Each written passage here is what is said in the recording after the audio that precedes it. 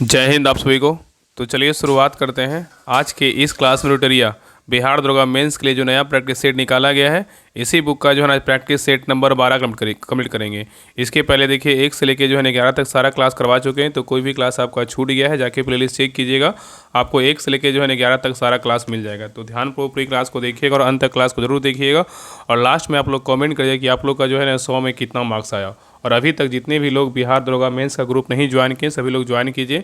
आपको जो है ना रेगुलर बेसिस पे आपका उस ग्रुप में प्रैक्टिस सेट करवाया जा रहा है। आपका रोटरिया का भी हो रहा है, बाकी इसमें 3 सेट और बच गया है। सारा जो है ना आपको क्लास भी करवा देंगे और सारा आपके ग्रुप में जो है ना प्रैक्टिस सेट करवा करके खत्म कर देंगे। ठीक है, बाकी ज्ञान बिंदु का प्रैक्टिस सेट चल रहा है, तो आप सभी लोग ज्वाइन कीजिए, प्रैक्टिस सेट को लगाइए। जिनका भी प्री में रिजल्ट हुआ, आप सभी लोग जो है ना बेहिचक ज्वाइन कीजिए, क्योंकि ज़्यादा प्रैक्टिस सेट लगाइएगा तभी आपको जो है ना एग्जाम में आपको फ़ायदा करेगा। तो चलिए हम शुरुआत करते हैं प्रैक्टिस सेट नंबर 12। तो देखिए प्रैक्टिस सेट नंबर 12 का पहला क्वेश्चन कर रहा है कि ऑक्सीकरण प्रतिक्रिया में निम्नलिखित में से क्या होता है, बताइए। ऑक्सीकरण प्रतिक्रिया में निम्नलिखित में से क्या होता है, बताइए। तो ए का सही उत्तर क्या होगा, ऑप्शन नंबर यहाँ पे बी होगा। इलेक्ट्रॉन में क्या होता है, कमी होता है। क्या होता है, इलेक्ट्रॉन में जो है ना कमी होता है। ठीक है, याद रखिएगा। नेक्स्ट है क्वेश्चन नंबर देखिए दो कह रहा है कि जलीय विलयन में किसी अम्ल या क्षार में क्या परिवर्तन होता है, बताइए। कह रहा है जलीय विलयन में किसी अम्ल या क्षार में जो है ना क्या परिवर्तन होता है। तो 2 का सही उत्तर क्या होगा, तो ऑप्शन नंबर यहाँ पे क्या होगा, ए होगा। क्षार जो है ना जल में OH माइनस आयन जो है निर्मित करते हैं।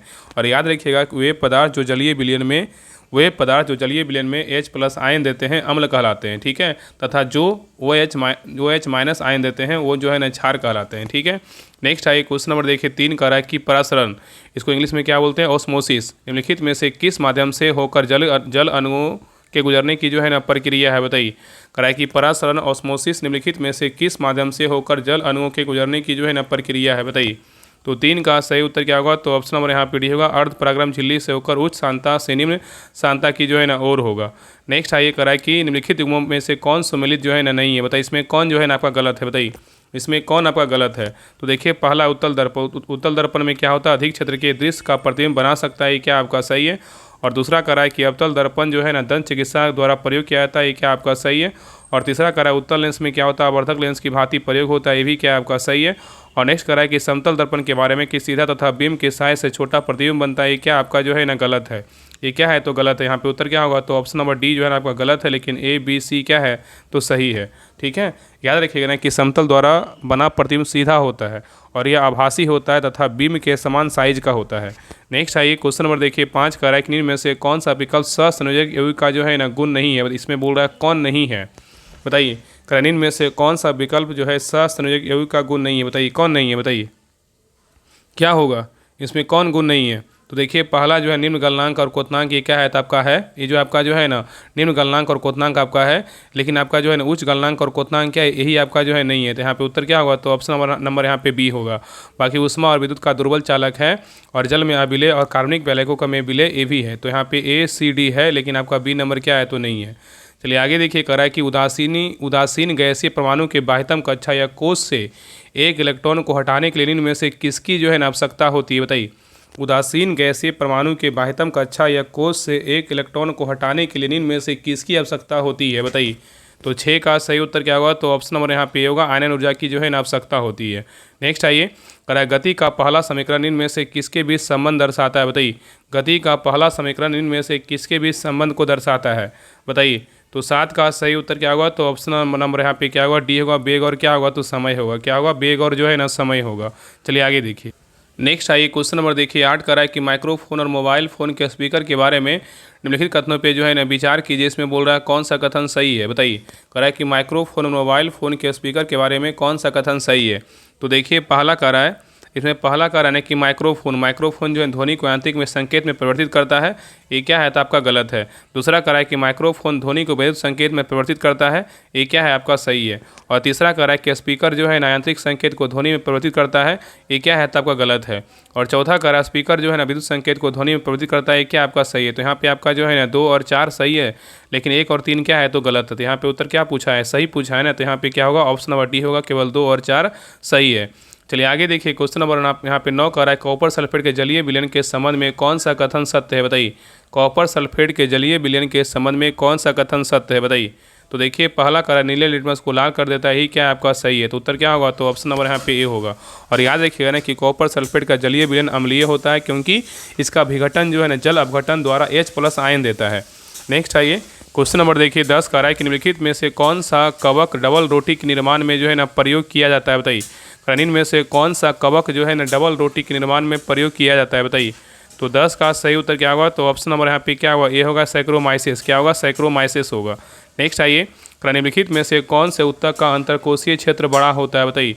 निम्नलिखित में से कौन से उत्तक का अंतरकोशीय क्षेत्र जो है ना बड़ा होता है, किसका होता है। तो 11 का सही उत्तर क्या होगा, तो ऑप्शन नंबर यहाँ पे होगा पैरेनकाइमा। क्या होगा, पैरेनकाइमा होगा। नेक्स्ट है यहाँ पे देखिए आपको मिलान करने बोल रहा है, सूची 1 को जो है सूची 2 से क्या करना, मिलाना है। तो बताइए यूकेलिप्टस का जो है ना क्या होगा, बताइए। यूकेलिप्टस का क्या होगा, यूकेलिप्टस का जो है ना आपका क्या होगा, आवृत्त बीजी होगा। क्या होगा, आवृत्त बीजी होगा। ठीक है, आवृत्त बीजी होगा, आवृत्त बीजी होगा। ठीक है, और साइकस का बोलेगा तो क्या होगा, साइकस का जो है ना आपका क्या होगा, अनावृत्त बीजी। यूकेलिप्टस का बोलेगा तो आवृत्त बीजी, और साइकस का बोलेगा तो अनावृत्त बीजी होगा। और फर्न का बोलेगा तो क्या होगा, टेरिडोफाइट होगा। और क्लाइडोमोनास का बोलेगा तो शैवाल होगा। तो यहाँ पे उत्तर क्या होगा, तो आपका हो जाएगा 1 4 2 3 किस में है, तो ऑप्शन नंबर यहाँ पे जो है ना बी में है। चलिए आगे देखिए करा कि आवृत्त बीजियों के प्रजनन अंग पौधे के किस भाग में जो है स्थित होते हैं, बताइए। आवृत्त बीजियों के प्रजनन अंग पौधे के किस भाग में स्थित होते हैं। तो 13 का सही उत्तर क्या होगा, तो ऑप्शन नंबर यहाँ पे होगा फूलों में। किस में होते हैं, फूलों में। चलिए आगे देखिए नेक्स्ट आइए क्वेश्चन नंबर देखिए 14 का निम्नलिखित को गलत में जो है सुमेलित कीजिए। इसमें गलत जो है ना आपका कौन सा, बताइए। इसमें आपका 3 सही है, बाकी एक क्या है तो गलत है, बताइए। इसमें गलत कौन सा है, बताइए, गलत कौन सा है। तो देखिए पहला करा बाष्पीकरण क्या होता है, बाष्पीकरण जो है द्रव से गैस होता है, क्या आपका सही है। ऊर्ध्वपातन बोलेगा तो आपका क्या होता है, ठोस से गैस होता है, ये आपका क्या है, सही है। और निक्षेपण बोलेगा तो द्रव से ठोस होता है, क्या आपका गलत है। और संलग्न बोलेगा तो आपका क्या ठोस से द्रव होता है, क्या आपका सही है। तो यहाँ पे आपका जो है ना A B D सही, लेकिन सी नंबर क्या है तो गलत है। यहाँ पे उत्तर क्या होगा, तो ऑप्शन नंबर सी जो है ना आपका क्या है, गलत सम्मिलित है। नेक्स्ट आइए क्वेश्चन नंबर देखिए 15 का निम्नलिखित कथनों पर विचार कीजिए। इसमें बोल रहा सत कथन जो है ना कौन सा है, बताइए। इसमें बोल रहा सत कथन कौन सा है, तो यहाँ पे देखिए 2 कथन दिया, बताइए। दोनों को पढ़िए, बताइए इसमें गलत कौन सा है। तो देखिए पहला करा है ध्वनि की प्रबलता इसकी आवृत्ति पर निर्भर करती है, ये क्या है आपका गलत है।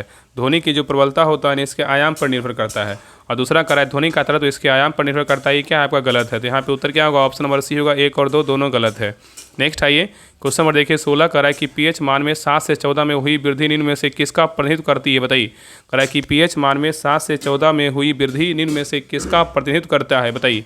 तो 16 का सही उत्तर क्या होगा, तो ऑप्शन नंबर यहाँ पे क्या होगा, तो डी होगा। OH- आयन सांद्रता में क्या होगा, वृद्धि होगा। नेक्स्ट आइए क्वेश्चन नंबर देखिए 17 का है कि साइटोप्लाज्मा एक जेली जैसा द्रव होता है जो मौजूद होता है किसके बीच, बताइए। करा है कि साइटोप्लाज्मा एक जेली जैसा द्रव होता है जो मौजूद होता है किसके बीच, बताइए। 17 का सही उत्तर क्या होगा, तो ऑप्शन नंबर यहाँ पे होगा केंद्रक और कोशिका झिल्ली के बीच क्या होता है, मौजूद होता है। नेक्स्ट आइए करा कि किस प्रकार के उत्तक में एक से अधिक प्रकार की कोशिकाएं मिलकर एक समान कार्य करती है, बताइए। करा किस प्रकार के उत्तक में एक से अधिक प्रकार की कोशिकाएं मिलकर एक समान कार्य करती है, बताइए। तो 18 का सही उत्तर क्या होगा, ऑप्शन नंबर यहाँ पे डी होगा, जटिल उत्तक। क्या होगा, जटिल उत्तक होगा। नेक्स्ट आइए निम्नलिखित में से कौन सही सुमेलित है, बताइए। इसमें जो है आपका सही कौन सा है, बताइए। यहाँ पे आपका देखिए उत्तक दिया और यहाँ पे क्या है, पादप के भाग है, बताइए। इसमें सही जो है ना कौन सा है, बताइए, सही कौन सा है। तो देखिए पहला कह रहा है ना, पहला कह रहा है कि शीर्ष या शीर्षास्त्र विभेदक क्या है। इसमें आपका क्या है, तो आपका हो जाएगा ना आपका तने की वृद्धि या मूल वृद्धि, ये क्या है आपका जो है ना गलत है। अंतर अगर बोले अंतर्विष्ट विभेदक का क्या होगा, तो पौधे में पर्श संधियों के पास, ये क्या आपका सही है। और पार्श्व विभेदक का बोलेगा तो क्या होगा, जड़ों एवं तनों की वृद्धि वाले भाग पर होगा, ये क्या आपका गलत है। तो यहाँ पे सही पूछा है क्या होगा, तो आपका जो है ना केवल 2 क्या है सही, बाकी 1 और 3 क्या है तो गलत है। ठीक है, याद रखिए ना कि पौधों में वृद्धि कुछ निश्चित क्षेत्रों में ही होती है। पौधे में वृद्धि जो है ना कुछ निश्चित क्षेत्रों में ही होती है। ऐसा विभाजित उत्तकों के उन भागों में पाए जाने कारण होता है। ऐसे उत्तकों को जन विभेदक उत्तक भी कहा जाता है। ठीक है, चलिए आगे देखिए क्वेश्चन नंबर यहाँ पे 20 कह रहा है कि जब सूर्य की रोशनी बारिश की बूंदों पर पड़ती है तो इंद्रधनुष बनता है। कह रहा है कि जब सूर्य की रोशनी बारिश की बूंदों पर पड़ती है तो इंद्रधनुष बनता है। तो इसके लिए निम्नलिखित में से कौन सी भौतिक घटनाएं जिम्मेदार है, बताइए। कौन कौन सा घटनाएं जिम्मेदार है, बताइए, क्या होगा। तो यहाँ पे देखिए आपका प्रवर्तन जिम्मेदार है, और नेक्स्ट है अपवर्तन भी जिम्मेदार है, तीसरा क्या है पूर्णांति प्रवर्तन, ये तीनों क्या है जिम्मेदार है। तो यहाँ उत्तर क्या होगा, ऑप्शन नंबर डी होगा 1 2 3। चलिए आगे देखिए करा कि वित्त आयोग में शामिल है क्या क्या, बताइए। वित्त आयोग में जो है ना क्या क्या शामिल होता है। तो 21 का सही उत्तर क्या होगा, तो ऑप्शन नंबर यहाँ पे बी होगा। 1 अध्यक्ष और 4 सदस्य जो है ना शामिल होते हैं। चलिए आगे देखिए नेक्स्ट है क्वेश्चन नंबर देखिए 22 का है कि भारत के संविधान में निहित राज्य के नीति निर्देशक तत्वों के संदर्भ में बोल रहा है कि कौन सा कथन जो है ना सही है, बताइए। कराए कि भारत के संविधान में निहित राजनीति के निर्देशक तत्वों के संदर्भ में निम्नलिखित में से कौन सा कथन सही है। यहाँ पे देखिए आपको 3 कथन दिख रहा हो, तीनों में से बताइए कौन सही है। तो देखिए पहला कह रहा है कि भारत के संविधान के अनुच्छेद 37 में यह प्रावधान है कि राज्य के नीति निर्देशक तत्व केवल उच्च न्यायालयों में लागू करने योग्य है। ये क्या है तो आपका जो है ना गलत है, ये क्या है तो आपका गलत है। दूसरा कारण अनुच्छेद 38 में यह प्रावधान है कि राज्य व्यक्तियों और लोगों के समूहों के बीच आय में असमानताओं को कम करने का प्रयास करेगा। ये क्या है तो आपका सही है। ठीक है, आगे देखिए क्वेश्चन कथन देखिए 3 कह रहा है कि अनुच्छेद 39 में यह प्रावधान है कि राज्य अपनी नीति को यह सुनिश्चित करने की दिशा में निर्देशित करेगा कि पुरुषों और महिलाओं दोनों के लिए जो है ना समान कार्य करने की क्या है समान वेतन जो है ना हो। ठीक है, तो यहाँ पे आपका केवल 2 और 3 सही है, लेकिन 1 नंबर क्या है तो गलत है। ठीक है, तो उत्तर क्या होगा तो ऑप्शन नंबर यहाँ पे जो है ना 22 का क्या हो जाएगा तो बी होगा, केवल 2 3 सही है, बाकी 1 नंबर क्या है तो गलत है। चलिए आगे देखिए क्वेश्चन नंबर यहाँ पे 23 कह रहा है कि भारतीय संविधान के किस अनुच्छेद में केंद्र शासित प्रदेशों के लिए उच्च न्यायालय का जो है ना प्रावधान है। बताइए कह रहा है कि भारतीय संविधान के किस अनुच्छेद में केंद्र शासित प्रदेशों के लिए उच्च न्यायालय का प्रावधान है। बताइए कौन सा अनुच्छेद में है। तो 23 का सही उत्तर क्या होगा तो ऑप्शन नंबर यहाँ पे सी होगा। अनुच्छेद कितना है 241 है। ठीक है, कौन सा अनुच्छेद है 241 है। और राज्यों के लिए उच्च न्यायालय बोलेगा तो कौन सा अनुच्छेद में 214 में है। और संघ राज्य क्षेत्रों का प्रशासन बोलेगा तो अनुच्छेद 239 में है। और 2 या अधिक राज्यों के लिए एक ही उच्च न्यायालय होगा, इसका वर्णन अनुच्छेद 231 में है। नेक्स्ट आइए क्वेश्चन नंबर देखिए 24 का है कि लोकसभा के स्पीकर का निर्वाचन होता है किसके द्वारा। लोकसभा के स्पीकर का जो निर्वाचन होता है किसके द्वारा होता है बताइए।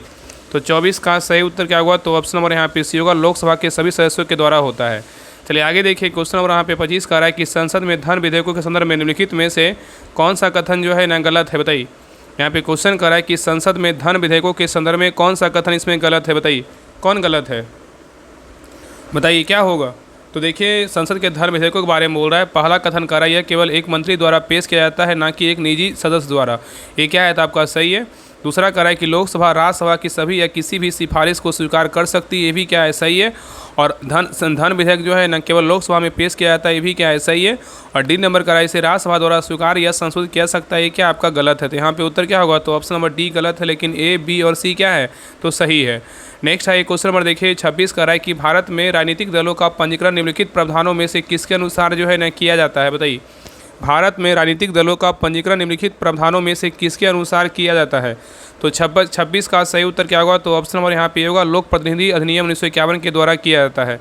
नेक्स्ट है क्वेश्चन नंबर देखिए 27 कह रहा है कि भारतीय संविधान के 100वें संशोधन की मंजूरी निम्नलिखित में से किस भारतीय राष्ट्रपति ने दी थी। बताइए कह रहा है कि भारतीय संविधान के 100वें संशोधन को मंजूरी निम्नलिखित में से किस भारतीय राष्ट्रपति ने दी थी। बताइए उनका नाम क्या था। बताइए 27 का सही उत्तर क्या होगा तो ऑप्शन नंबर यहाँ पे भी होगा प्रणब मुखर्जी। क्या होगा तो प्रणब मुखर्जी होंगे। ठीक है, नेक्स्ट आएगा निम्नलिखित में से कौन सा विषय जो है समवर्ती सूची का है। बताइए देखिए इस प्रकार क्वेश्चन देखिए पूछता है, बहुत पूछता है। और ये देखिए आप कल ही जो है एक हम टेलीग्राम पे इसका स्लाइड बना करके डाले थे, बहुत इंपॉर्टेंट क्वेश्चन। और यहाँ देखिएगा एक क्वेश्चन आपका बिहार पुलिस या तो बिहार दरोगा मेंस में आपका देखिए क्वेश्चन जरूर पूछेगा, मतलब संभावना पूरी तरीके से रहता है, सब क्वेश्चन आता ही रहता है, तो उसको जरूर एक बार देख लीजिएगा। तो देखिए कर आने की कौन सा विषय समवर्ती सूची का बताइए किसका है। बताइए इसमें कौन जो है ना समवर्ती सूची का विषय बताइए कौन है। तो देखिए पुलिस जो है ना आपका क्या है तो समवर्ती सूची का नहीं है। ठीक है, पुलिस क्या है आपका पुलिस क्या है तो राष्ट्र सूची का है।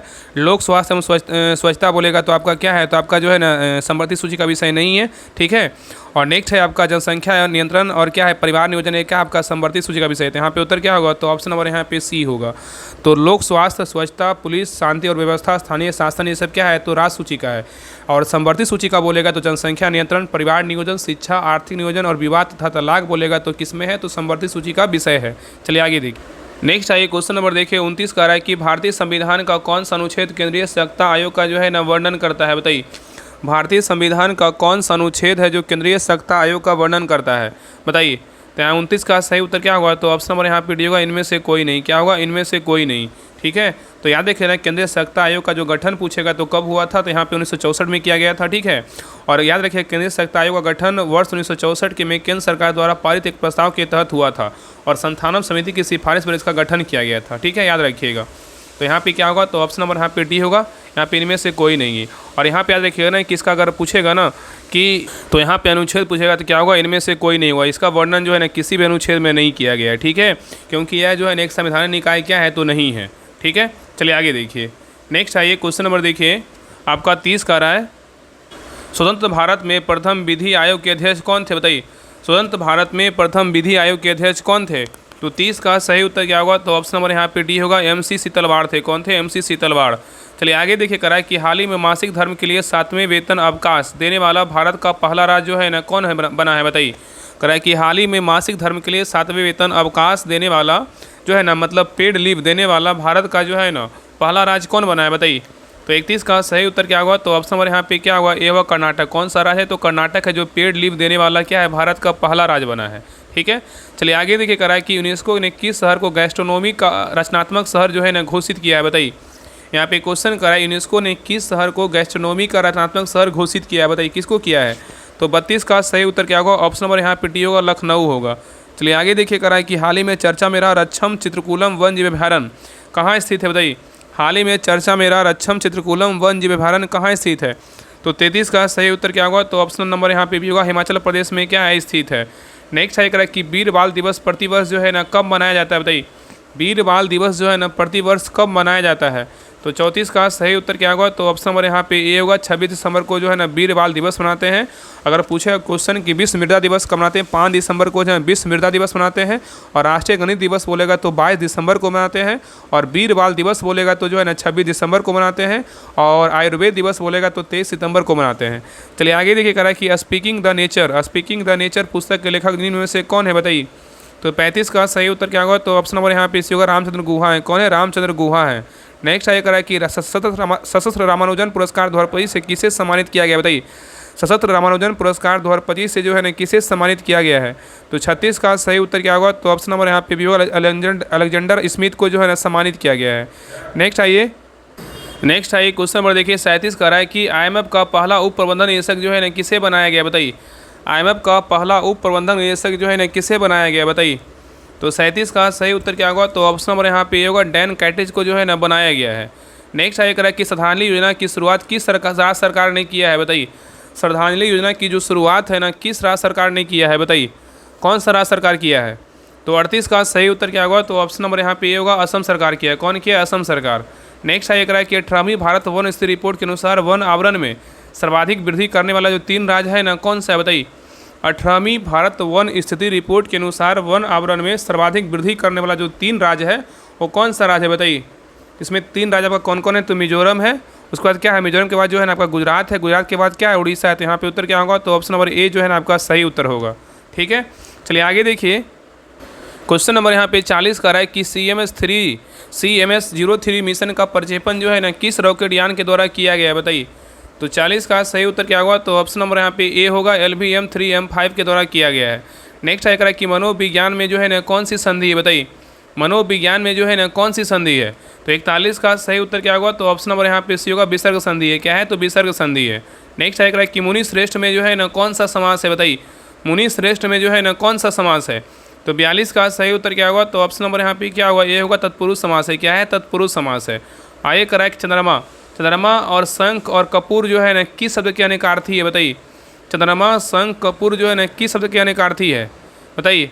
43 का सही उत्तर क्या होगा? तो ऑप्शन नंबर यहाँ पे क्या होगा? ये होगा, अब्ज का है। किसका है? तो अब्ज का है। नेक्स्ट है ये करा कि अक्ल का दुश्मन का जो अर्थ है ना क्या है? बताइए। अक्ल का दुश्मन का जो अर्थ है ना क्या है? तो 44 का सही उत्तर क्या होगा? ऑप्शन नंबर यहाँ पे डी होगा, महामूर्ख होगा। नेक्स्ट है निम्न में से कौन जो है ना तद्भव शब्द है? बताइए। निम्न में से कौन जो है ना तद्भव शब्द? बताइए कौन है? तो 45 का सही उत्तर क्या होगा? ऑप्शन नंबर यहाँ पे भी होगा, पिटारा है। क्या है? तो पिटारा है। नेक्स्ट है कि the protesting employ were asked to खालिस्तान देयर स्ट्राइक। बताइए क्या होगा? तो 46 का सही उत्तर क्या होगा? तो ऑप्शन नंबर यहाँ पे डी होगा, कॉल ऑफ। क्या होगा? कॉल ऑफ होगा। चलिए आगे देखिए करा कि select the most appropriate antonyms of the given word. यहाँ पे नाइब का क्या होगा? बताइए। नाइब का क्या होगा? तो 47 का सही उत्तर क्या होगा? तो ऑप्शन नंबर यहाँ पे क्या होगा? सी होगा, एक्सपर्ट होगा। क्या होगा? एक्सपर्ट होगा। आगे देखिए करा कि select the incorrectly spelled word. इसमें इनकरेक्ट जो वर्ड है ना कौन सा है? बताइए। तो 48 का सही उत्तर क्या होगा? तो ऑप्शन नंबर यहाँ पे क्या होगा? ए होगा, वॉलंटियर क्या है आपका जो है ना गलत तरीके से लिखा हुआ है। ठीक है, तो यहाँ पे उत्तर क्या होगा? तो ऑप्शन नंबर यहाँ पे ए होगा। नेक्स्ट है क्वेश्चन नंबर देखिए 49 करा है कि select the most appropriate option that can be substitute the underline segment in the given sentences. यहाँ पे दिया हुआ है कि सी ऑलवेज, यहाँ पे देखिए डार्क किया हुआ है ना, she always do her in time. बताइए। यहाँ पे कर है ना कि select the most appropriate option that can substitute the underline segment in the given. यहाँ सेंटेंसेस दिया हुआ है, द मतलब सी ऑलवेज डू, यहाँ पे अंडरलाइन किया हुआ है always do, her work in time. बताइए क्या होगा? 49 का सही उत्तर क्या होगा? तो ऑप्शन नंबर यहाँ पे क्या होगा? तो सी होगा। ऑलवेज जो है ना डू नहीं होगा, क्या होगा? डज होगा।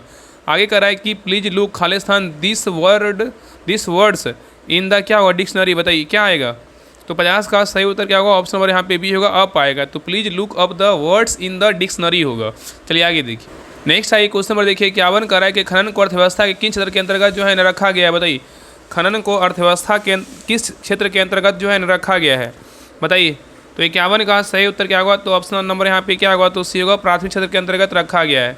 चलिए आगे देखिए क्वेश्चन नंबर यहाँ पे 52 कर रहा है कि नाथरा की पाल किस खनिज हेतु जो है ना प्रसिद्ध है? बताइए नाथरा की पाल जो है ना किस खनिज हेतु प्रसिद्ध है? बताइए। तो 52 का सही उत्तर क्या होगा? तो ऑप्शन नंबर यहाँ पे भी होगा, लॉस के लिए क्या है? तो प्रसिद्ध है। चलिए आगे देखिए कह रहा है कि निम्न कारकों में से कौन सा कारक IIP का एक घटक नहीं है? बताइए यहाँ पे नहीं पूछा है कि निम्न कारकों में से कौन सा कारक IIP का एक घटक नहीं है? बताइए कौन नहीं है? तो यहाँ पे देखिए आपका भोजन क्या है? तो नहीं है, लेकिन खनिज है, विनिर्माण है, और यहाँ पे क्या होगा? दो ही है। तो यहाँ पे आपका जो है ना आपका भोजन क्या है? तो नहीं है। ठीक है। तो IIP भारत का एक जो है अनुक्रम है जिसमें अर्थव्यवस्था के विभिन्न कारकों जैसे खनिज, विद्युत एवं विनिर्माण आदि के विकास को पूरी जानकारी होती है। चलिए आगे देखिए कह रहा है कि निम्नलिखित में से किस सेक्टर का संबंध जो है ना CIBIL से है? बताइए निम्नलिखित में से किस सेक्टर का जो संबंध है ना CIBL सिविल से है? बताइए। तो 54 का सही उत्तर क्या हुआ? तो ऑप्शन नंबर यहाँ पे क्या हुआ? सही उत्तर जो है ना आपका यहाँ पे हो जाएगा डी, बैंकिंग क्षेत्र से। किससे? बैंकिंग क्षेत्र से। सिविल का संबंध किससे है? तो बैंकिंग क्षेत्र से है। नेक्स्ट आइए कह रहा है कि बिहार के निम्न में से किस जिले में 30 जुलाई 1857 को कंपनी सरकार द्वारा सैनिक शासन जो है लागू किया गया था? बताइए कह रहा है बिहार के निम्न में से किस जिले में 30 जुलाई 1857 को कंपनी सरकार द्वारा सैनिक शासन लागू किया गया था? तो 55 का सही उत्तर क्या होगा? तो ऑप्शन नंबर यहाँ पे डी होगा, सभी, मतलब पटना, सारण, तिरहुत के द्वारा लागू किया गया था। नेक्स्ट आइए कह रहा है कि विधवा पुनर्विवाह अधिनियम किस गवर्नर जनरल के समय जो है ना पारित हुआ था? बताइए विधवा पुनर्विवाह अधिनियम जो है ना किस गवर्नर जनरल के समय पारित हुआ था? बताइए क्या होगा? तो 56 का सही उत्तर क्या होगा? तो ऑप्शन नंबर यहाँ पे होगा लॉर्ड कैनिंग होगा। क्या होगा? लॉर्ड कैनिंग होगा। आगे देखिए कह रहा है कि दिल्ली सल्तनत के किस सुल्तान ने नायब मुमलकत पद की स्थापना की थी? बताइए कह रहा है दिल्ली सल्तनत के किस सुल्तान ने नायब ए मुमलकत पद की स्थापना की थी? किसने किया था? तो 57 का सही उत्तर क्या होगा? तो ऑप्शन नंबर यहाँ पे होगा बहराम शाह ने। किसने किया? बहराम शाह ने। नेक्स्ट आगे कह रहा है कि मलिक अंबर का संबंध किस दक्षिणी भारतीय राज्य से था? बताइए मलिक अंबर का जो संबंध है ना किस दक्षिणी भारतीय राज्य से था? तो 58 का सही उत्तर क्या होगा? तो ऑप्शन नंबर यहाँ पे सी होगा, अहमदनगर का। किसका था? अहमदनगर का। ठीक है। तो कह रहा है कि मलिक अंबर का संबंध जो है ना किस दक्षिणी भारतीय राज्य से? तो अहमदनगर से था। नेक्स्ट आगे कह रहा है कि निम्न में से कौन हड़प्पा कालीन नगर 3 भागों में जो है विभाजित था? बताइए निम्न में से कौन सा हड़प्पा कालीन नगर 3 भागों में विभाजित था? कौन था? बताइए। तो 59 का सही उत्तर क्या होगा? तो ऑप्शन नंबर यहाँ पे डी होगा, धौलावीरा। क्या होगा? तो धौलावीरा होगा। आगे देखिए कह रहा है कि वर्ष 1907 में सूरत में भारतीय राष्ट्रीय कांग्रेस के विभाजन का मुख्य कारण जो है ना क्या था? बताइए वर्ष 1907 में सूरत में भारतीय राष्ट्रीय कांग्रेस के विभाजन का मुख्य कारण क्या था? बताइए। तो 60 का सही उत्तर क्या होगा? तो ऑप्शन नंबर यहाँ पे सी होगा, अंग्रेजी सरकार के साथ चरमपंथियों की वार्ता करने की क्षमता के बारे में चरमपंथियों विश्वास का जो है ना अभाव था। चलिए आगे देखिए क्वेश्चन नंबर देखिए 61 कह रहा है कि किस विद्वान के अनुसार मुबारक खिलजी नग्न होकर दरबारियों के मध्य जो है ना दौड़ा करता था? बताइए कह रहा है किस विद्वान के अनुसार मुबारक खिलजी नग्न होकर दरबारियों के मध्य दौड़ा करता था? बताइए। तो 61 का सही उत्तर क्या होगा? तो ऑप्शन नंबर यहाँ पे होगा, जियाउद्दीन बर्नी। क्या होगा? जियाउद्दीन बर्नी होगा। चलिए आगे देखिए। नेक्स्ट आइए क्वेश्चन नंबर देखिए 62 करानीन में से किस महाजनपद का संबंध बिहार प्रदेश से जो है नहीं है? बताइए यहाँ पे नहीं पूछा है। करानीन में से किस महाजनपद का जो संबंध है ना बिहार प्रदेश से नहीं है? बताइए किसका नहीं है? तो देखिए आपका जो है ना ए नंबर क्या है? वत्स का नहीं है, लेकिन मगध और अंग और बज्जी का है। ठीक है। याद रखें ना कि वत्स महाजनपद का जो संबंध है ना बिहार से नहीं है। ठीक है। और मगध, अंग एवं बज्जी का जो संबंध है किससे? तो बिहार से है। और वत्स महाजनपद की भौगोलिक स्थिति बोलेगा तो कौशाम्बी उत्तर प्रदेश से है। और अंग की राजधानी बोलेगा तो चंपा है। बज्जी का बोलेगा राजधानी कहाँ है? तो बज्जी का जो है ना आपका क्या हो जाएगा? तो वैशाली। वैशाली और वत्स का बोलेगा कौशाम्बी। मगध का बोलेगा क्या है? तो राजगिरी है। नेक्स्ट आइए क्वेश्चन नंबर देखिए 63 कह रहा है कि भारत के प्राचीनतम प्राप्त सिक्के किस धातु से जो है ना बनाए गए थे? भारत के प्राचीनतम प्राप्त सिक्के जो है ना किस धातु के बनाए गए थे? बताइए। तो 63 का सही उत्तर क्या होगा? तो ऑप्शन नंबर यहाँ पे होगा, चांदी के जो है ना बनाए गए थे। चलिए आगे देखिए यहाँ पे मिलान करने बोल रहा है। निम्नलिखित घटनाओं को कालक्रम अनुसार व्यंजन सही रूप में क्या करना, व्यवस्थित करना है। चलिए बताइए। पहला जो है ना वास्को डी गामा की दूसरी भारत यात्रा कब आया था? बताइए वास्को डी गामा की दूसरी भारत यात्रा बोलेगा तो कब आया था? 1502 में। कब आया था? 1502 में। पहली बार 1498 में। और दूसरा कर अंग्रेजी व्यापारी मिल्सडेन हॉल की भारत यात्रा बोलेगा तो कब आया था? ये आया था 1599 में। कब आया था? 1500 जो है 99 में। और अंग्रेजी ईस्ट इंडिया कंपनी का स्थापना कब हुआ था? अंग्रेजी ईस्ट इंडिया कंपनी का स्थापना बोलेगा तो 1600 ईस्वी में हुआ था। और फ्रांसीसी ईस्ट इंडिया कंपनी का स्थापना बोलेगा तो जो है ना आपका हुआ था 1664 ईस्वी में हुआ था। ठीक है, आगे देखिए करा कि डेनिश ईस्ट इंडिया कंपनी की स्थापना कब हुआ था? आपका 1616 में हुआ था। बैठा दीजिए, अब क्या होगा? तो 1 2 3 1 2 3, इसके बाद हो जाएगा 5 और 4 होगा। ठीक है, तो उत्तर क्या होगा? तो ऑप्शन नंबर यहाँ पे सी होगा। चलिए आगे देखिए करा कि भारत में किस वर्ष अस्थायी बंदोबस्त पद्धति जो है लागू की गई थी? भारत में किस वर्ष अस्थायी बंदोबस्त पद्धति लागू किया गया था? बताइए।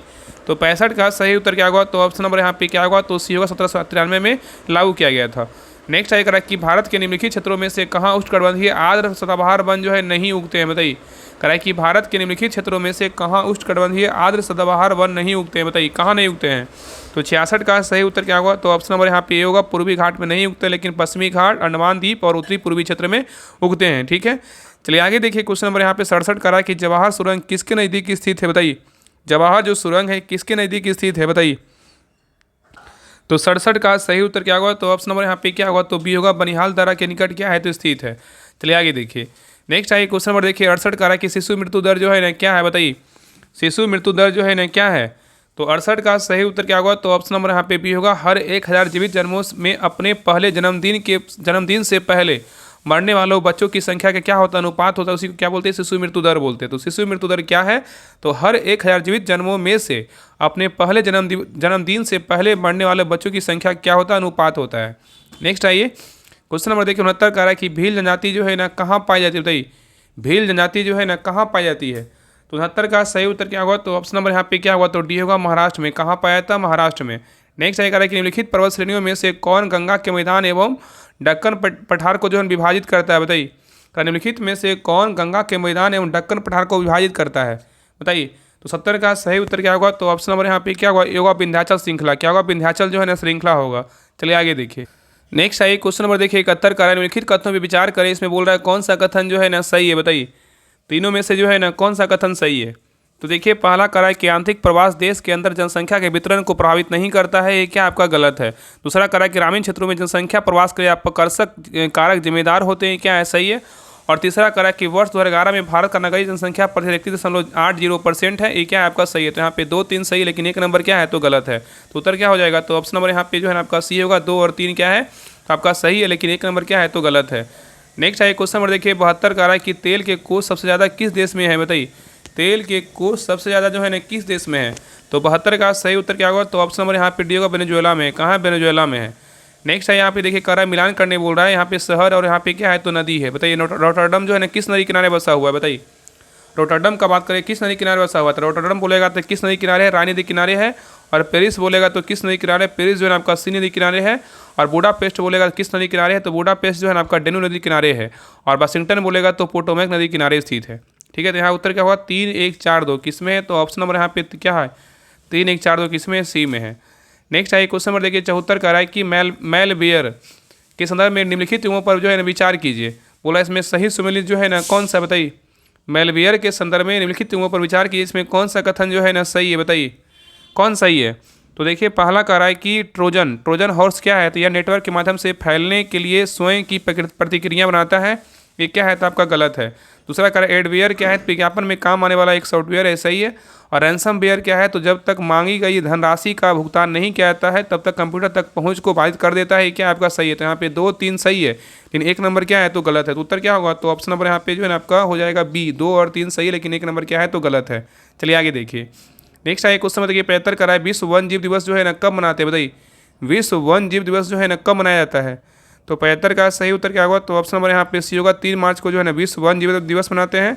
और अंतर्राष्ट्रीय महिला दिवस बोलेगा तो 8 मार्च, राष्ट्रीय सुरक्षा दिवस बोलेगा तो 4 मार्च, विश्व वानिकी दिवस बोलेगा 21 मार्च को जो है ना मनाते हैं। चलिए आगे देखिए, नेक्स्ट आइए क्वेश्चन नंबर देखिए 76 का है कि मानसूनी वर्षा की विशेषताओं के संदर्भ में निम्न कथनों में जो है ना कौन सा कथन जो है ना असत है? बताइए। कह कि मानसूनी वर्षा की विशेषताओं के संदर्भ में कौन सा कथन क्या है? तो गलत है। बताइए इसमें कौन सा कथन गलत है? तो देखिए पहला कह रहा है कि दक्षिण पश्चिम मानसून से प्राप्त होने वाली वर्षा मौसमी है, ये क्या है? तो आपका सही है। दूसरा कह रहा है कि मानसूनी वर्षा में मानसून विच्छेद चक्रवाती दबाव से उत्पन्न होता है, ये क्या है? तो आपका सही है। और तीसरा कह रहा है कि भारत में मानसूनी वर्षा का स्थानिक वितरण प्रत्येक स्थान पर एक समान रहता है, ये क्या आपका जो है ना गलत है, ये क्या है? आपका गलत है। आगे कह रहा है कि मानसूनी वर्षा उच्चावच तथा भू आकृति द्वारा नियंत्रित होती है, क्या आपका सही है? तो यहाँ पे ए बी डी सही, लेकिन सी नंबर क्या है तो गलत है। चलिए आगे देखिए। नेक्स्ट आइए क्वेश्चन नंबर देखिए 77 कह रहा है कि guilty man of India's partition पुस्तक के लेखक कौन है बताइए। Guilty man of India's partition पुस्तक के लेखक कौन है बताइए। तो 77 का सही उत्तर क्या होगा? ऑप्शन नंबर यहाँ पे सी होगा, राम मनोहर लोहिया है। चलिए आगे देखिए क्वेश्चन नंबर 78 कर रहा है कि वायुमंडल के संगठन में महत्वपूर्ण भूमिका निभाने वाले धूल कणों के संबंध में कौन सा कथन जो है ना सही है बताइए। इसमें 4 कथन दिया, बताइए इसमें कौन सही है। कराई वायुमंडल के संगठन में महत्वपूर्ण भूमिका निभाने वाले धूल कणों के संबंध में कौन सा कथन सही है। तो देखिए पहला कह रहा है कि धूल कणों का सबसे अधिक जमाव उपोष्ण और शीतोष्ण प्रदेशों में सूखी हवा कारण होता है, ये क्या है तो आपका सही है। दूसरा कह रहा है कि धूल कण वायुमंडल में आर्द्रता ग्राही केंद्र के रूप में कार्य करता है, ये भी क्या है तो आपका सही है। और तीसरा कह रहा है कि धूल कण जो है ना मुख्य रूप से वायुमंडल के ऊपरी भाग में मौजूद होता है, ये क्या है तो आपका गलत है। और चौथा कह रहा है कि वर्षा, कोहरा और धुंध जो है ना बादल आदि का निर्माण धूल कणों के प्रतिफल से हुआ है, ये क्या है तो आपका जो है ना सही है। तो यहाँ पे आपका 1, 2 और 4 सही है, लेकिन 3 नंबर क्या है तो गलत है। तो यहाँ उत्तर क्या होगा? तो ऑप्शन नंबर यहाँ पे सी होगा, 1, 2, 4 क्या है सही है। नेक्स्ट आइए क्वेश्चन नंबर देखिए 79 का निम्नलिखित कथनों पे विचार कीजिए, इसमें कौन सा कथन सही है। यहाँ पे देखिए 2 कथन दिया, बताइए दोनों में से कौन सही है बताइए। तो देखिए पहला कह रहा है कि रियो घोषणा पर्यावरण और विकास पर संयुक्त राष्ट्र सम्मेलन का एक हिस्सा है, क्या है सही है। और दूसरा कह रहा है कि पर्यावरण और विकास पर संयुक्त राष्ट्र सम्मेलन का उद्देश्य जीवाश्म ईंधन के उपयोग को प्रतिस्थापित करना है, क्या है सही है। तो यहाँ पे उत्तर क्या होगा? तो ऑप्शन नंबर यहाँ पे सी होगा, 1 और 2 दोनों क्या है सही है। नेक्स्ट आइए कह रहा है कि जैविक विविधता अभिसमय के संदर्भ में निम्नलिखित कथनों में जो है ना विचार कीजिए, इसे बोल रहा है कौन सा कथन सही है बताइए। जैविक विविधता अभिसमय के संदर्भ में कौन सा कथन जो है ना इसमें सही है बताइए। दोनों कथन को पढ़िए, बताइए इसमें कौन सही है बताइए क्या होगा। तो देखिए पहला कह रहा है जैविक विविधता अभिसमय के बारे में कह रहा है इसके प्रावधान कानूनी रूप से बाध्यकारी नहीं है, ये क्या है तो आपका गलत है, बाध्यकारी है। दूसरा कह रहा है इसका उद्देश्य आनुवांशिक संसाधनों के वाणिज्यिक और अन्य उपयोग से प्राप्त लाभों के निष्पक्ष रूप में सहायता करना है, ये क्या है तो आपका सही है। तो यहाँ उत्तर क्या होगा? तो ऑप्शन नंबर बी होगा, केवल 2 सही, लेकिन 1 नंबर क्या है तो गलत है। नेक्स्ट आइए क्वेश्चन नंबर देखिए 81 कह रहा है कि रामसर अभिसमय के संदर्भ में निम्नलिखित कथनों पर जो है विचार कीजिए, इसे बोल रहा है कौन सा कथन सही है रामसर अभिसमय के बारे में बताइए। रामसर के संबंधित में बोल रहा है ना कि कौन सा कथन सही है बताइए। तो देखिए पहला कह रहा है कि रामसर अभिसमय आर्द्रभूमि के संरक्षण के लिए रूपरेखा प्रदान करता है, क्या है सही है। और प्रत्येक वर्ष 2 फरवरी को विश्व आर्द्रभूमि दिवस के रूप में मनाया जाता है, ये क्या है सही है। और तीसरा कह रहा है कि भारत का खितरिया वन्य विहारण रामसर स्थलों में शामिल किया गया नया स्थल है, ये क्या है सही है। तो यहाँ पे तीनों कथन क्या है बिल्कुल सही है। तो उत्तर क्या होगा? तो ऑप्शन नंबर यहाँ पे जो है ना डी होगा, 1, 2, 3 क्या है सही है। ठीक है। नेक्स्ट आइए क्वेश्चन नंबर देखिए 82 कह रहा है हिमालय पर्वत श्रृंखला के संदर्भ में कौन सा कथन जो है ना गलत है बताइए। हिमालय पर्वत श्रृंखला के संदर्भ में कौन सा कथन जो है ना गलत है बताइए। चारों कथन को पढ़िए, बताइए इसमें कौन कथन गलत है। तो देखिए हिमालय पर्वत श्रृंखला के बारे में बोल रहा है, पहला कथन कर रहा है इसमें वर्तमान समय में बहिर्जनित और अंतर्जनित बलों की क्रियाएं संचालित है, ये क्या है तो आपका सही है। दूसरा कर रहा है इसमें गौड़ जो है ना भी आकार की घाटियां छिपकराएं व जलप्रपात किसी व्यवस्था के घोतक हैं, ये भी क्या है तो आपका सही है। और सी नंबर का इसकी उत्पत्ति ज्वालामुखी क्रिया के फलस्वरूप हुई है, ये क्या है तो आपका गलत है। और डी नंबर का भूवैज्ञानिक दृष्टि से ये तरुण दुर्बल और लचीली है, क्या है सही है। तो यहाँ पे ए बी और डी सही है, लेकिन सी नंबर क्या है तो आपका गलत है। चलिए आगे देखिए। नेक्स्ट आइए क्वेश्चन नंबर देखिए 83 का है कि निम्नलिखित में से कौन सा बदरगाह देश मतलब सही सुमेलित, मतलब यहाँ पे क्या है बदरगाह और देश दिया हुआ, इसमें कौन सही है बताइए। इसमें जो है ना आपका कौन सही है बताइए क्या होगा। तो देखिए पहला मोंटेवीडियो बोलेगा तो बंदरगाह जो है ना उरुग्वे में है, क्या आपका सही है। और जकार्ता बोलेगा बंदरगाह कहाँ है तो इंडोनेशिया में है, ये आपका क्या है तो सही है। और बात करें तीसरा जो है रॉटरडम बोलेगा तो अब कहाँ नीदरलैंड में, क्या आपका सही है। और इगारका बोलेगा तो चीन में है, ये क्या आपका गलत है। ठीक है। तो यहाँ पे क्या होगा तो आपका जो है ना यहाँ पे हो जाएगा आपका 1, 2, 3 क्या है सही है, लेकिन 4 नंबर क्या है तो गलत है। इकारका बोलेगा तो चीन में नहीं, कहाँ है रूस में स्थित है। यहाँ उत्तर क्या होगा ऑप्शन नंबर बी होगा, 1, 2, 3 क्या है सही है। नेक्स्ट आइए क्वेश्चन बताइए 84 का है कि तीसरी पीढ़ी के कंप्यूटर में कौन सी तकनीक का उपयोग किया गया था बताइए। तीसरी पीढ़ी के कंप्यूटर में कौन सी तकनीक का उपयोग किया गया था।